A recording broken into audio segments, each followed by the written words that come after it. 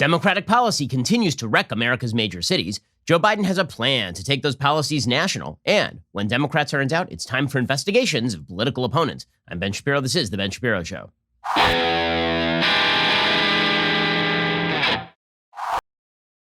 Today's show is sponsored by ExpressVPN. I protect my data with a VPN. So should you. Visit expressvpn.com/Ben. Well, one of the odd things about modern American politics is how much attention we pay to national policy. Because, it makes some sense, I guess, because the national government is so big and because it's so intrusive and because we spend so unbelievably much money. Because of all of that, people tend to focus in on national policy. And that's also true because of the rise of social media, which means that every issue is now a borders-crossing issue. Just because something happened in California doesn't mean that the next day it's not going to be tried in New York or Florida. And just because something is happening far away doesn't mean that people aren't going to get online and talk about it. Well, because of all of this, we tend to put all of our focus on national politics. But the reality is that for most Americans, what happens on a day-to-day level is stuff that is happening in their local communities. And when we examine what has been happening to America's major cities over the course of the last 10 years, it is utterly appalling. Truly, it's one of the reasons why you are seeing population movements away from cities and toward more suburban areas. It's one of the reasons you're seeing population movement away from places like New York and California and toward Texas and Florida. People are voting with their feet at this point. It's the reason why there is now an actual robust movement for part of, I believe, Oregon to secede and move into Idaho. It's called the Greater Idaho Movement. It's actually somewhat successful. There's some counties that are looking to move into the neighboring state. And you could theoretically see that become more of a pattern over time. And the reason for this is because America's major cities are governed according to ideology, and they are not governed according to the impact of that ideology. And people in these cities don't seem to realize that there are political alternatives. They take 10, 15 years to realize that perhaps they should move in another direction. We've had a long history of this in the United States. In the 1960s, New York was a robust, forward-looking place. They proceeded to blow out the spending, focusing on public works projects, focusing on welfare, redoing government, undercutting the cops. And by the 1980s, New York was basically a hellhole. And that is when Rudy Giuliani was elected in the early 1990s and then restored New York. And now New York is falling back into the abyss. Los Angeles saw the same sort of stuff. Los Angeles moved away from being the place where families moved to get a house in suburbia, and it moved toward being a more liberally governed city like New York. And then that failed, and Richard Riordan was elected in Los Angeles. And since then, LA has been moving back toward the model that suggests liberal governance, and all of the ensuing chaos has been difficult to watch. And you're seeing this happen in city after city after city. So today, for example, the Daily Mail reports, post-pandemic, New York City is laid bare as homelessness, mental illness, and crime escalate, and rattles locals and tourists alike believe the town has lost its essence, while city cheerleaders insist the ship has turned. According to the Daily Mail, in Times Square, the most densely tourist-populated place in the United States, a mentally disturbed man known as Mr. Kim begs cops to kill him. I want to die? You have a gun? Shoot, he pleads. After the officers demur, he picks up a plank of wood and starts smashing it against the Pele soccer shop. On Sutton Place, one of the most affluent residential areas in the city, a lone man squats on the sidewalk, intently reading a paperback novel next to a shopping cart that contains his worldly goods. He begs for cash with a sign saying he has lost everything. Trying to survive, it adds, in Greenwich Village. A well-dressed man leaves his office minding his own business when a menacing character attempts to sucker punch him. The 6'4" suit ducks the punch, shrugs, and walks away. At Harlem's famed 125th Street, at 2 p.m. on a sunny May day, a middle-aged man sleeps off whatever he needs to sleep off on a bus stop bench outside a sneaker store, unaware that his naked backside is exposed for the world to see. These scenes come from across Manhattan as it struggles to get back on its feet after the COVID pandemic cut off its lifeblood of tourism, sent many of its wealthiest residents scurrying to places as diverse as Vermont and Florida, and upped the ante on homelessness, mental illness, and crime, particularly random assaults and stabbings. Governor Andrew Cuomo declared on Wednesday New Yorkers don't feel safe, and they don't feel safe because the crime rate is up. It's not that they're being neurotic or overly sensitive, they're right. We have a major crime problem in New York City. Everything we just talked about with the economy coming back, you know what the first step is? People have to feel safe again.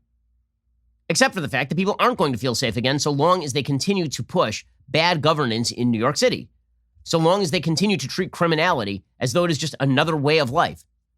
And so long as they continue to tax the living hell out of their citizens to pay for presumably no public services and simultaneously undercut the cops and tell the cops they're not allowed to do their jobs.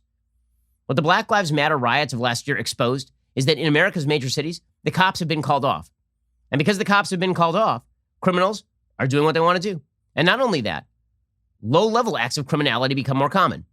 If the James Q. Wilson broken windows theory, which is basically that if you allow low-level crimes to predominate, higher-level crimes will follow, if you were to reverse that, the way to do that would be to say we are not going to prosecute high-level crimes And low-level offenders are going to say, okay, well, if they're not prosecuting people who are, breaking into shops openly on Fifth Avenue, then what does it matter if I jump a turnstile?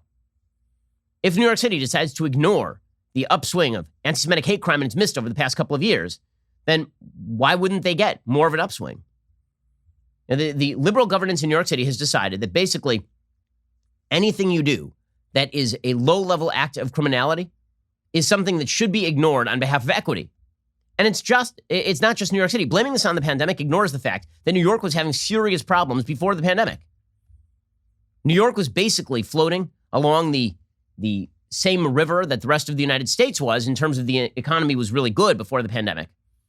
But there were underlying problems in New York City that were already causing millionaires and billionaires to move out of New York. There are already problems that were causing people to look outside of New York. The same thing is true in California. Article from the Daily Wire today. Jeffrey Kaywood reporting. A progressive coalition of activist groups in Los Angeles have targeted Democratic City Councilman Mitch O'Farrell, blaming him for the relocation of about 200 homeless people who were part of an encampment that had taken over a public park in his district.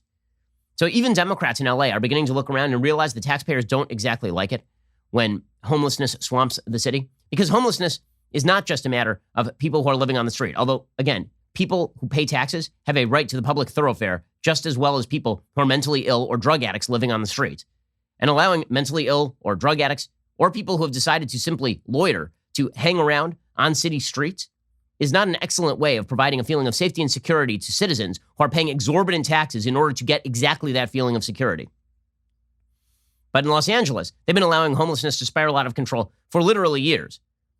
The ACLU received a court order that prevented the cops from actually moving homeless people's stuff on the street. They declared it was private property of homeless people. So these homeless folks can be on the street dirtying a public thoroughfare that they pay no taxes on, and they obviously don't have a right to. But you can't move their stuff, because if you move their stuff, that's their stuff. So the public property is their stuff, but also their stuff is their stuff. Whereas for you, the public property is not your stuff. You don't have any right to it, free of open needles on the street and open liquor bottles and people who are mentally ill. And by the way, none of this is compassionate to people who actually have drug addictions or people who are mentally ill. One of the great lies that is told by the left-wing media is that somehow you are more compassionate if you leave people to live in their own filth underneath a freeway overpass than if you were to actually take measures to prevent people from doing that. Some of these folks need actual medication. Many of them need to dry out. But the basic notion that it is now the responsibility of taxpayers to watch their cities degrade because someone has a right to engage in activity that deprives them of their own ability to reason is beyond measure. It's crazy. And things are getting worse and worse in these cities. Again, driven by the radical left, which is now eating Democrats in these cities. And the big problem in a lot of these cities is that the alternative to the Democratic governance isn't some sort of Republican being elected. The alternative to Democratic governance is some sort of communist being elected. This is actually the problem in Portland. And the mayor of Portland, who's a left-wing nut who's allowed riots to go on in his cities for months on end. That mayor was a bulwark against a communist who was about to win over there. Seattle has degraded. LA has degraded. Chicago has degraded. Says the Daily Wire, homeless advocates swarmed O'Farrell, this is Mitch O'Farrell in LA, on Wednesday afternoon as Echo Park Lake officially reopened after 2 months of undergoing extensive cleaning, repair, and renovation. The project cost more than $1 million. Sanitation crews had reportedly removed syringes, guns, machetes, and according to O'Farrell's office, more than 700 pounds of biological waste. So things were going great in the park. Don't worry. It was making the city healthier and freer. Demonstrators, however, chanted shame on Mitch and called for his resignation. Staffers tried to shield O'Farrell as the activists shouted and followed him around the park before the councilman retreated to his office a block away. This is going to be your legacy, Mitch, one attendee loudly predicted. They accused O'Farrell of sending LAPD to the 29-acre park in March to sweep homeless people out of the area, resulting in officers clashing with protesters after police issued a dispersal order. O'Farrell claimed no one was forcibly removed by law enforcement. The protest group included activists representing People's City Council, LA, an alliance convened by Black Lives Matter, of course, because lawlessness is one of the chief goals of the Black Lives Matter movement. They truly believe that systems of power in the United States are so corrupt that lawlessness is required. Mitch thought he could show his face in public and not have to hear from people, tweeted People's City Council, LA. Well, Mitch O'Farrell and his staff got chased out of the park. This is what it's going to be like, Mitch. Hashtag MitchWatch. Hashtag resign Mitch. Naturally, an organizer with People's City Council LA seeks to unseat O'Farrell when he is up for re-election in 2022.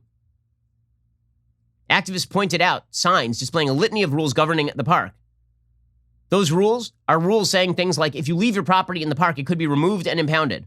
And also, you're not allowed to shoot up in the park. But this is bad. Right? You're not allowed to have cops in the park, according to these activists. Okay, this is what decades of Democratic governance wreaks. And it gets worse and worse. And one of the reasons that we moved from LA is specifically because of these living conditions. If you're paying extraordinarily high taxes and receiving zero public services, and you have to worry about your kids walking out the front door, yes, that is a reason to move.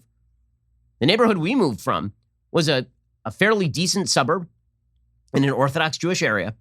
And as I've talked about, when you open the front gate on our property, there would be this happened more than once. There'd be a homeless person beating the living hell out of his bike with a crowbar because the person was suffering from some sort of mental illness, or a homeless person face down in the street with a needle in his arm. Yes, that happened. Or a homeless person sitting directly on the tree outside your property and just eating from a can. Like, how am I supposed to let my kids out the front gate?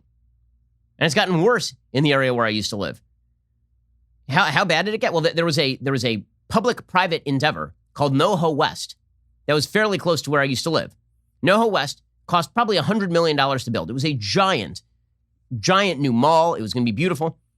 The city of Los Angeles and the state of California decided to locate directly across the street the largest open-air homeless encampment in California. So they took a $100 million project, public-private project, that used taxpayer money for the development, presumably, and then they proceeded to wreck it and make it very difficult for people to go there because there are literally hundreds of homeless people who are swarming around a park right there.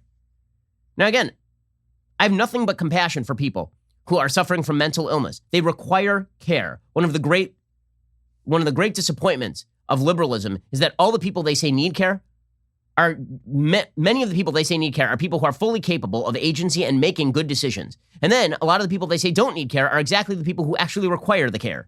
And they refuse to actually put in place rules that would help those people. Instead, they consider it compassionate to let them sleep under open air in sleeping bags provided by the city of LA directly across from a public-private development, destroying the value of that enterprise. It's incredible. And by the way, it's not just LA. It's happening in Austin as well. We'll get to that in just 1 second. First, let us talk about the fact that if you want to get healthy and stay healthy, you need to know more about how you make decisions. So here's the thing about getting healthy and staying healthy and exercising and eating right. And diets don't work because they are short-term. And you think, okay, well, if I diet, I'll get to my target weight, and then I can really let it go. Wrong. You actually have to change how you think. You have to change your habits. You have to change how your mind is oriented. This is where Noom comes in. Noom will give you the knowledge, tools, and confidence to make strategic choices that turn into long-term habits. Noom doesn't give you rules, but instead teaches you how to think so you can accomplish your personal health goals, stick with them long-term, and get healthy for good. Based in psychology, Noom teaches you why you make the choices you do and gives you the tools to replace your habits with healthier ones. Noom's cognitive behavioral approach means you're not just improving your health, you're gaining the knowledge and habits you need to stay healthy. My wife and I have been using Noom, and it is working great for us. My parents are using Noom as well.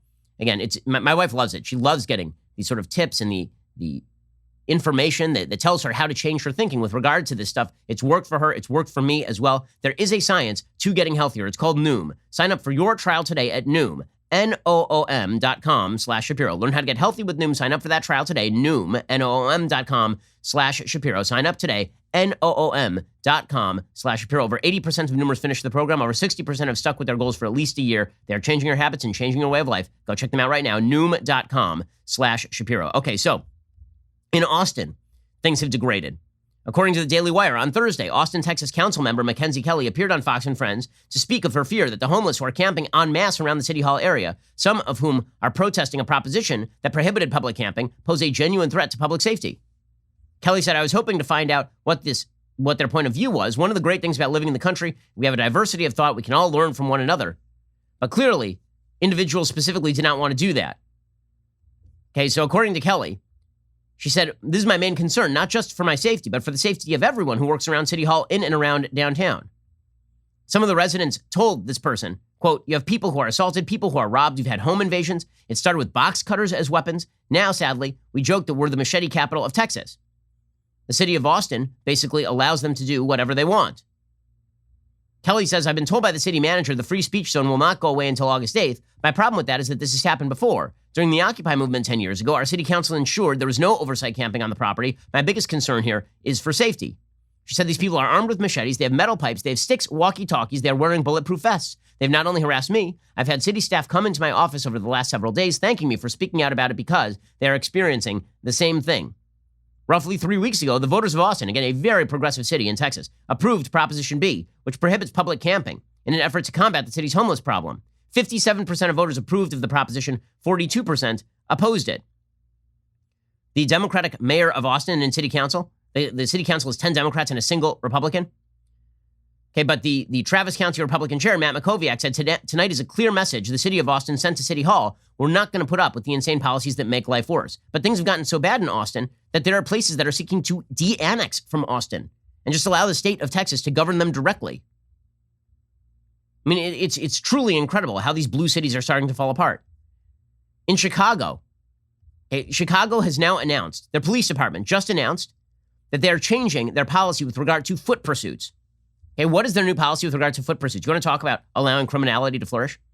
Their policy with regard to foot pursuits is that foot pursuits will only be allowed when there is, quote, probable cause for an arrest, or it is believed an individual has committed, is committing, or is about to commit a crime. There will be no foot chases stemming from minor traffic offenses. So if somebody is speeding and they get out of their car and they run, the police are not allowed to chase them. Chicago Mayor Lori Lightfoot said, because foot pursuits are one of the most dangerous actions police officers can engage in, we can't afford to wait any longer to put a policy in place that regulates them. The important parameters outlined in this policy will not only protect our officers, the public, and potential suspects during foot pursuits, it also serves as a step forward in our mission to modernize and reform our police department. The interim plan includes the following: reminding officers to begin any interaction with tactics meant to reduce the possibility of a foot pursuit, defining foot pursuits as appropriate only when there is probable cause for an arrest, or it is believed an individual has committed, is committing, or is about to commit a crime, prohibiting foot pursuits stemming from minor traffic offenses, detailing tactics to avoid a foot pursuit, including continual communication with the subject and encouraging officers to position themselves in such a way to reduce the opportunity for a foot chase, outlining alternatives to foot pursuits that should always be considered by officers, including establishing a surveillance or containment area and or apprehending an identified suspect at another time or place. So otherwise, let the guy go. Let him run away. Committed a crime. But you know what? Is it really worth it? Basically what this does is it creates liability for an officer deciding to pursue, but no liability for letting the guy go. That's the incentive structure that has now been created for Chicago cops. If you follow the guy, you're now going to have to justify to the police department why you engaged in a foot pursuit. But if you just let the criminal go and he goes and he shoots somebody, you can always say, well, you know what? I really didn't think a foot pursuit was appropriate. I wasn't sure he was going to go commit a crime. Okay, the benefit of the doubt used to be with the cops. Okay, and you may say there was too much benefit of the doubt to the cops. That's an argument. But the alternative, it seems, is benefit of the doubt to the criminals. Because once you tell cops they can just not do their jobs, and in fact it is dangerous for them to do their jobs, they're not going to do their jobs. The new Chicago policy prohibits foot pursuits for criminal offenses less than a Class A misdemeanor, unless the person poses an obvious threat to the community or any person, and discontinuing foot pursuits if someone is injured and requires immediate medical attention, if officers are unaware of their location, and if the need to apprehend the subject is not worth the risk to responding officers, the public, or the subject. Okay, that's one that's just wild, okay? So you're supposed to stop a foot pursuit if the need to apprehend the subject is not worth the risk to the officers, or the public, or the person you are pursuing. So in other words, if you're chasing down a person for, say, smoking pot in public, and let's say that's a Class A misdemeanor in Chicago. I don't know what the actual classification is. And the person starts to run away. Okay, if you believe that you may have to tackle the person, or if you believe that the person, who knows, might be carrying a gun and they might turn around and you might have to shoot the person, then you're supposed to discontinue the foot pursuit. Termination of a foot pursuit if officers engaged in the pursuit believe they would not be able to control the suspect if a confrontation were to occur. Well, that's literally the suspect has a gun. I can't control the subject. Right? So this is madness. So the city of Chicago is now, by the way, supervisors are also made liable for this because now supervisors are allowed to instruct officers to discontinue a foot pursuit at any time. And anytime there's a foot pursuit, officers have to notify the Office of Emergency Management and Communications. All of this was done in the aftermath of the fatal police shooting of 13-year-old Adam Toledo, who was holding a gun and was shooting at random cars passing by. So this is all designed to prevent the shooting of Adam Toledo, who was, in fact, engaging in deadly type criminal behavior. Shooting guns at passing cars is a deadly type criminal behavior. And the city of Chicago's solution is tell the cops to stop engaging in foot pursuits. How could anything like this? Can you imagine why the cities are getting worse? How could they possibly be getting worse? How? Okay, well, play stupid games, win stupid prizes is the name of the game over in Atlanta, which is pursuing similar policies.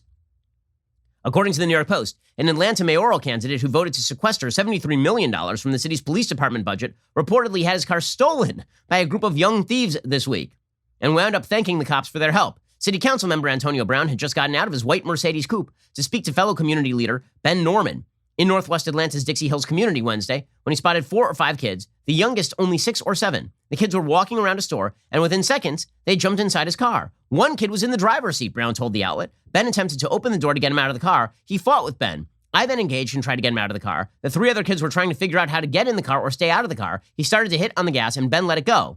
As he started to speed up, and if I knew I had not let it go, I knew I could probably have killed myself because he was going so fast I would have started to tumble, he said, and I would have hurt him. Brown said he filed a report with the Atlanta PD. And now again, Brown voted to defund the police. What did Brown say? He said, it appears the kids acted out of desperation. He said, this is a generational poverty issue. These kids, it's 12:30 in the afternoon. Why aren't they in school? Why aren't we enforcing systems to ensure that if they're not in school, they're in rec centers? Or again, you could just tell the cops never to enforce the law, and the predictable result is they will steal your car. Okay, so play stupid games, win stupid prizes. Well, the good news is that Democrats are attempting to take a lot of this policy national. So Joe Biden has already determined that policing around the nation is going to now essentially be prosecuted by Kristen Clark, who's a wild anti-police activist. We're going to see consent decrees brought against most major police departments in the United States under the DOJ. You're going to see Joe Biden continue to trot out the lie that the police are systemically racist and that the crime problem in America's major cities is the result of either the presence of guns or the result of systemic American racism. Already he had Jen Psaki out there promoting this nonsense. And then he's going to pursue an economic policy that completely disincentivizes work, that makes it more difficult for businesses to start, that inflates the currency and discourages savings. I mean, all of this is bad policy, right? And Joe Biden is pursuing it with alacrity. Like he wants $1.3 trillion in debt added to the national debt every single year for the next 10 years. But he promises that by 2031, when Joe Biden will be 88 years old, if he is alive, then the debt will start to come down. And Joe Biden has been noticing, however, that the inflation rate was up wildly last month and that the employment statistics are not coming back as fast as he wanted them to. And so Joe Biden yesterday gave a speech in which he announced, well, you can't reboot the economy without bumps in the road. Well, actually, you should be able to reboot this economy without bumps in the road, considering this is the greatest artificially induced economic coma in American history. And until you got there, Joe, things were starting to look up and we had booming growth in February. And then by March, the growth was already starting to downgrade. And by April, it was stagnating. Here is Joe Biden trying to pretend that him blowing money into the economy has actually been a boon rather than an albatross around the economy's neck. Now, as our economy recovers, there's going to be some bumps in the road. We know that. Of course there will be. You can't reboot a global economy like flipping on a light switch.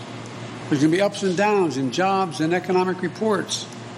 There's going to be supply chain issues, price distortions on the way back to a stable and steady growth. Okay, except for the fact that the entire point of you blowing $2 trillion into the economy like 6 weeks ago was supposed to be that it was going to even this thing out. That was supposedly the purpose. Instead, all you ended up doing was leading to higher prices because more people had more money chasing fewer products. And now Biden is saying he needs even more spending because why the hell not? I mean, seriously, why not? Joe Biden says his economic plan is working, but he urges additional, quote unquote, generational investments. All he cares about is getting his legacy before he's out. That's all the old man cares about.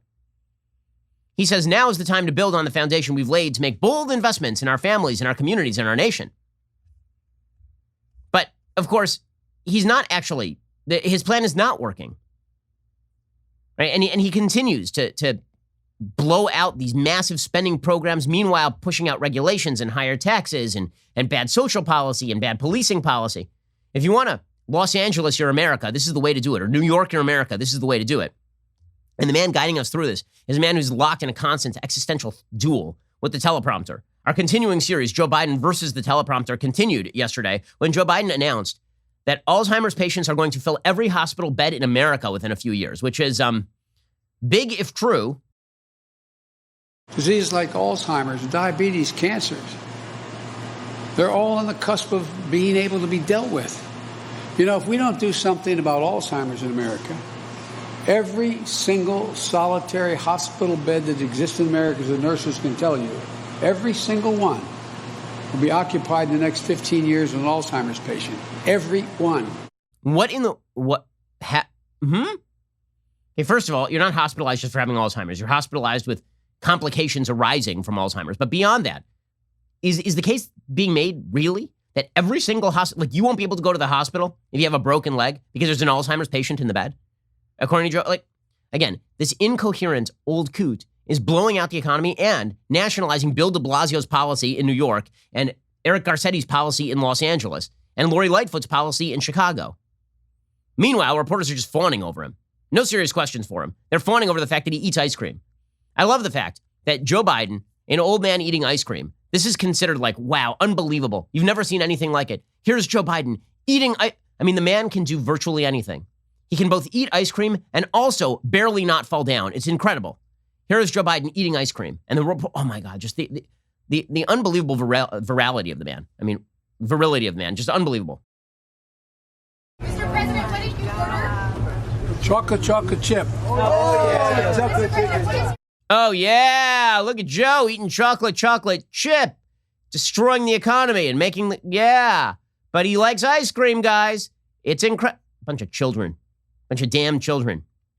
Meanwhile, Republicans are doing what they usually do, which is they are trying to counter Democrat spending with spending of their own, which is slightly less spending. So here's the thing about being a Republican, guys. If you guys would like to win in the future, you need to stop with this crap where you just become the Democratic Party light when it comes to spending. I understand that you think that Democrats, because they have an advantage with regard to bribing voters, that if you just half bribe voters, that will work. But let me provide you an alternative theory. If this is a competition between who can spend more money to bribe people, Democrats will win that competition. So why exactly are you offering a $928 billion plan for quote-unquote actual infrastructure? A group of Republican senators have now counteroffered the Biden administration's $1.7 trillion infrastructure plan with a proposal that would spend around $928 billion instead. With much of the money already coming from expected spending levels, according to the Washington Post, the bulk of the money would be spent on roads, $500 billion. Let me just explain. We don't need $500 billion for the damned roads. According to The Atlantic, 85% of America's roads and bridges are in fine shape. The vast majority of America's roads and bridges aren't even under federal auspices. Another $214 billion would be set aside for public transportation. Great. Water infrastructure and passenger rail. Not a single dime should be spent on passenger rail. Okay, we don't need monorail from The Simpsons. We don't. Passenger rail. What is this, 1832? Passenger rail.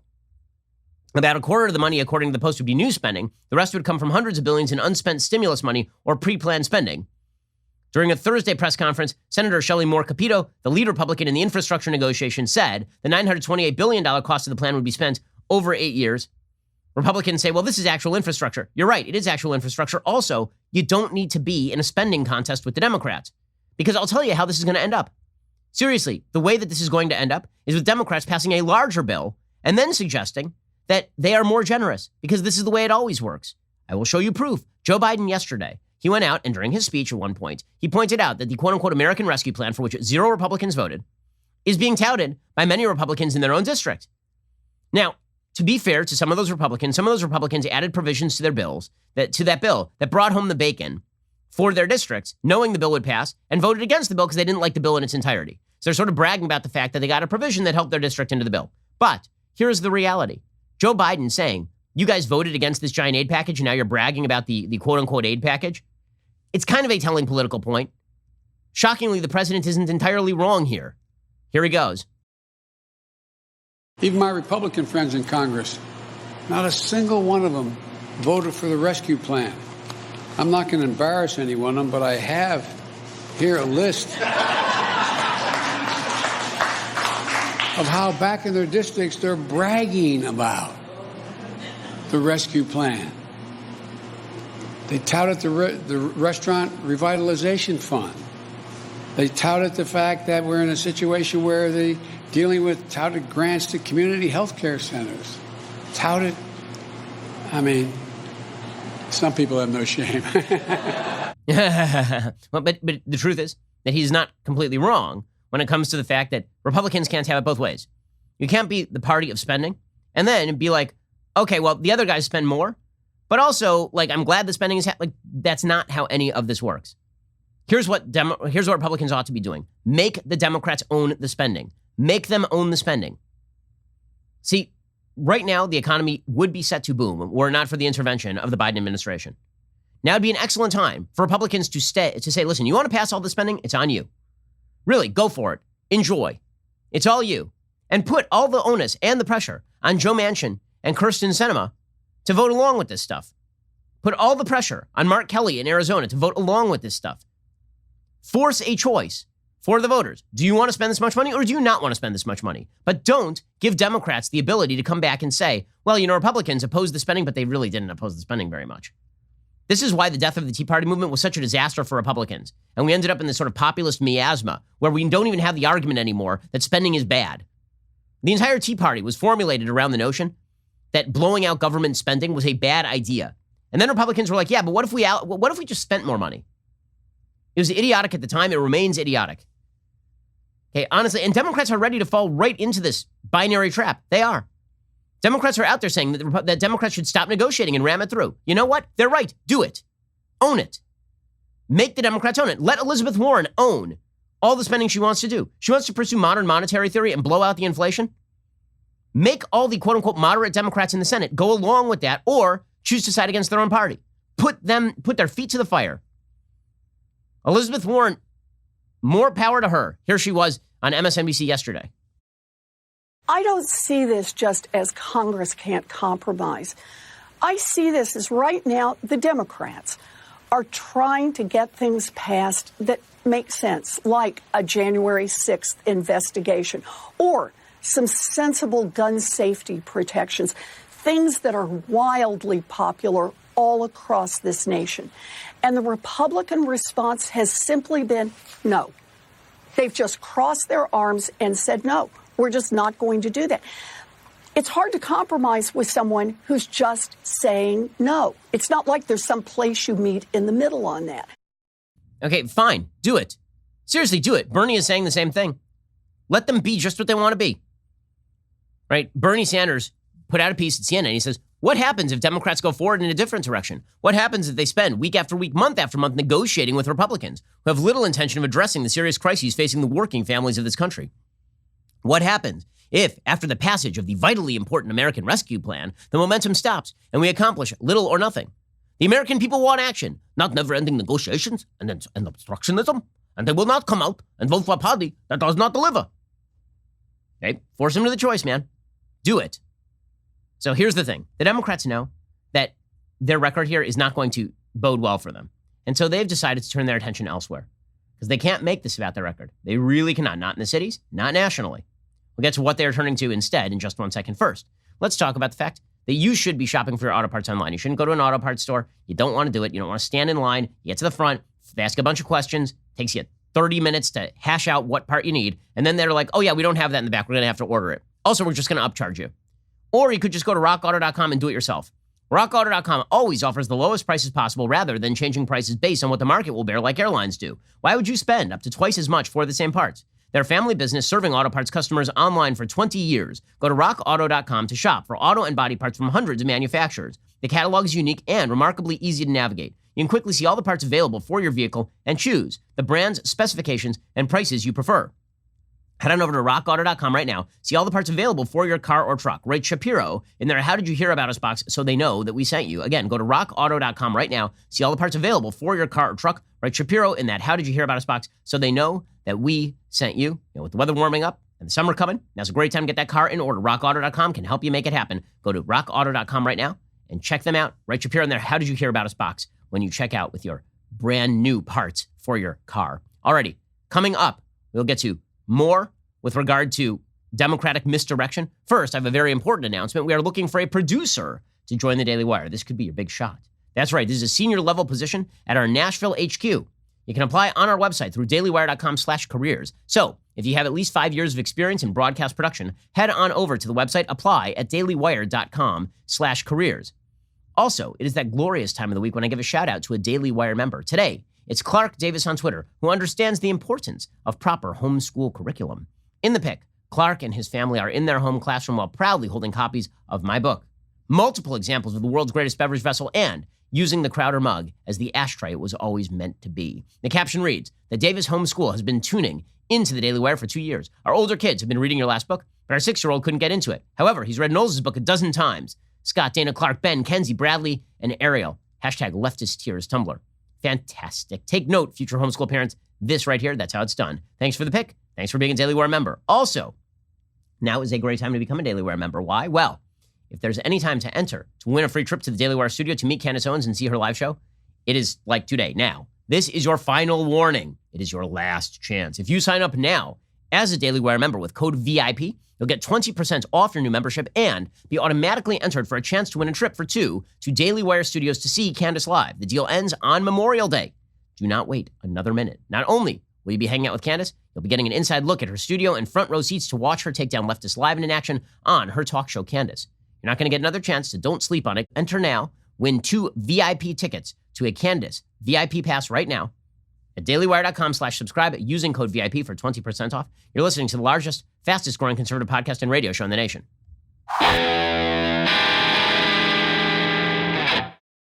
Alrighty, so meanwhile, the Biden administration not wanting to focus in on their policies, it's time for investigations, gang. We need investigations. This is why the left is so focused in on the January 6th commission idea. Okay, now, the reality is there are some questions that could be asked about January 6th. Seriously, like there was a 3-hour gap, apparently, between when the riots began in the Capitol and when the police actually arrived on scene, when law enforcement arrived on scene to stop all that. What happened during that 3-hour intervening period? We could find out why exactly Nancy Pelosi had not wanted more law enforcement on premises at the time. We could find out exactly how law enforcement officers behaved in the middle of this, because there's tape that has emerged of some law enforcement officers basically kind of moving away. Were they just trying to funnel people into a different space? Like, what was going on exactly? Okay, but what the Democrats want from this January 6th commission, pretty obviously, is to make the 2022 election a referendum on Trump and to suggest that all Republicans are complicit in January 6th, which is why they're going to make it about the rhetoric. What led up to January 6th? What was the ideology in people's minds? Which, again, is a crackdown on ideology and a crackdown on how people think and how people speak, not really an investigation into the systematic law enforcement failures that allowed people to breach the Capitol building. Okay, we didn't have. The 9/11 Commission was really not about the ideological roots of al-Qaeda. It wasn't. We knew what the ideological roots of al-Qaeda were. The 9/11 Commission report was really about the systematic law enforcement failures. What exactly happened? But Democrats don't want to restrict this to what exactly happened on that day. They want it to be broader. And they want this thing to take beyond the boundaries of the year. They would like this to bleed into next year so they can continue talking about January 6th. And then they can say, listen, no matter how badly we've governed the country, the people on the other side, those guys are the real threats of the country. They're the ones who are truly scary. This is why Joe Biden continues to fulminate over January 6th. It was 6 months ago. Order was restored inside of a few hours, and the vote went forward. The only person who was killed was one of the rioters, Ashley Babbitt.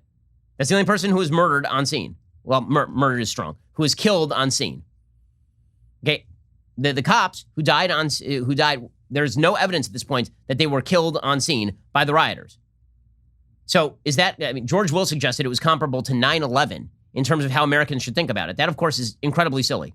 9/11 was a full-scale attack on the United States that ended with both World Trade Center towers collapsing, a full-scale plane attack on the Pentagon, and another plane being brought down in a field in Shanksville, Pennsylvania, and over 3,000 Americans dead. This was a bunch of droogs running into a building and then running out of a building, many of them getting arrested, and order being restored, and all of the processes going on within like an hour. So, not the same. But we're going to continue to focus in on January 6th, because if your policies are failing, this is what you do. Here is Joe Biden pushing the January 6th stuff. I can't imagine anyone voting against the establishment of a commission on the greatest assault since the Civil War on the Capitol. But at any rate, I came for ice cream. That's right. The greatest assault since the Civil War? Since the Civil War? Like, you know how many bombings there were, like, every day in the 70s? Many of them targeting government buildings? You remember last summer when $2 billion in property damage was done by rioters in major cities around the country? Remember that? And what in the world? Okay, but we know what in the world, and that is political misdirection. The media are fully invested in this. They are pointing out which Republicans are supporting the 1-6 commission. Those would be Susan Collins, Lisa Murkowski, and Mitt Romney have all said that they are supporting. That is not a shock, of course. Then there are about 9 Republicans who are still considering. That would include Shelley Moore Capito of West Virginia, Bill Cassidy of Louisiana, Mike Crapo of Idaho, Jerry Moran of Kansas, Rob Portman of Ohio, Ben Sass of Nebraska, John Thune of South Dakota, Pat Toomey of Pennsylvania, and Roger Wicker of Mississippi. Joe Manchin said today he thinks there may be 5 or 6 Republicans who are in favor, but a lot of Republicans are not. When asked if he would break the filibuster, if he would vote to nuke the filibuster in order to get the 1-6 commission, Manchin was like, nah, I don't think that's appropriate. Would you be willing to break the filibuster in order to get this passed? The flaming I'm not ready to pleading. destroy our government. I'm not ready to destroy our government. No, I think that they will come together. You have to have faith. There's 10 good people. Okay, and if there aren't 10 good people, in his view, if there aren't enough Republicans, then guess what? Democrats will launch their partisan commission anyway. I mean, we all know where this commission is going, don't we? The whole point of this is to keep Trump front and center in the American public imagination. That is the entire goal here, because we kind of know what we were going to know, and the only stuff that we don't know could have been found out by Democrats during an impeachment inquiry, which they decided not to do, in favor of rushing that thing forward so they could get an impeachment on the books, so Nancy Pelosi could claim she'd impeached Trump twice or something, as though she got extra points. Meanwhile, if you don't like that investigation, they've got other ones on the way. According to the New York Times, federal prosecutors in Brooklyn have been investigating whether several Ukrainian officials helped orchestrate a wide-ranging plan to meddle in the 2020 presidential election, including using Rudy Giuliani to spread their misleading claims about President Biden and tilt the election in Donald Trump's favor, according to people with knowledge of the matter. More investigations into Ukraine and Russia. Sounds great. The criminal investigation, which began during the final months of the Trump administration and has not been previously reported, underscores the federal government's increasingly aggressive approach toward rooting out foreign interference in American electoral politics. Much of that effort is focused on Russian intelligence, which has suspected ties to at least one of the Ukrainians now under investigation. Now, you'll recall that the entire Russia collusion investigation came to nothing after years of the media pumping it. Get ready for more of this. Now the suggestion is going to be that Russians operating inside Ukraine were trying to skew the 2020 election. Now, you'll recall that there was no investigation into Ukrainian efforts to skew the 2016 election. Why? Because the Ukrainians were on Hillary Clinton's side. This is from Politico, January 2017. Donald Trump wasn't the only presidential candidate whose campaign was boosted by officials of a former Soviet bloc country. Ukrainian officials tried to help Hillary Clinton and undermine Trump by publicly questioning his fitness for office. They also disseminated documents implicating a top Trump aide in corruption and suggested they were investigating the matter only to back away after the election. And they helped Clinton's allies research damaging information on Trump and his advisors, a Politico investigation found. A Ukrainian-American operative who was consulting for the DNC met with top officials in the Ukrainian embassy in Washington in an effort to expose ties between Trump, top campaign aide Paul Manafort, and Russia, according to people with direct knowledge of the situation. Was there a federal investigation into that? No. No. So more investigation. By the way, there are certain investigations they're not happy about, the Democrats. Some of those investigations include, like, the only important investigation internationally right now, which is whether COVID was leaked from a Wuhan lab. That is important because we need to know when the Chinese government knew about COVID. If they knew about this thing in November, and then they waited until late January to announce that it was human-to-human transmission, not only are they responsible for the leak, they're responsible for the 3 million dead people across the world and the nearly 600,000 dead people in the United States. And yet, there's a certain lack of curiosity when it comes to our media and the lab leak theory and the Chinese cover-up. A complete lack of curiosity. For example, Dr. Ezekiel Emanuel, who is an advisor to Joe Biden and a former health policy advisor in the Obama administration, he was on MSNBC saying, who cares how it happened? Why does it matter? The answer is, if you want to stop this from happening in the future, maybe we should know how it happened. Also, you might want to punish the government that hid it for months. Here was Zeke Emanuel being an idiot. We need all the data and we need transparency, and we do need the Chinese to participate because, you know, the real issue is not how did this happen? The real issue is how do we protect ourselves from the next pandemic, and how do we have a kind of early warning system for whether it's naturally occurring or a laboratory leak. We still need to protect ourselves so we don't have 3, 4, 5, 10 million people die unnecessarily. Well, one of the ways that you protect yourself is by finding out whether Chinese labs were engaged in the sort of sloppiness that allows a deadly virus to leak from the lab. And then maybe you don't fund them. Right? Then maybe you don't trust the Chinese when they tell you there's no human-to-human transmission. Taiwan didn't trust the Chinese. They had very few deaths. South Korea didn't trust the Chinese.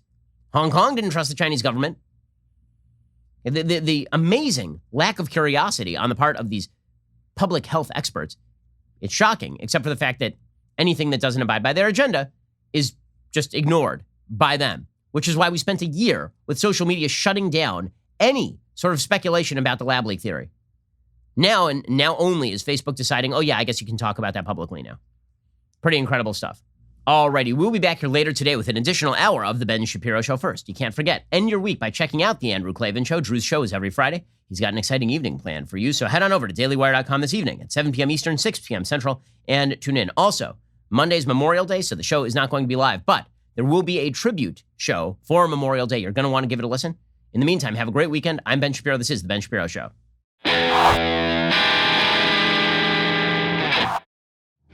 The Ben Shapiro Show is produced by Elliot Feld, executive producer Jeremy Boring. Our supervising producer is Mathis Glover, and our assistant director is Pavel Wydowski. Editing is by Adam Sayevitz. Audio is mixed by Mike Coromina. Hair and makeup is by Fabiola Cristina. Production assistant is Jessica Kranz. The Ben Shapiro Show is a Daily Wire production. Copyright Daily Wire 2021. Hey everybody, this is Andrew Klavan, host of The Andrew Klavan Show. You know, some people are depressed because the republic is collapsing, the end of days is approaching, and the moon's turned to blood.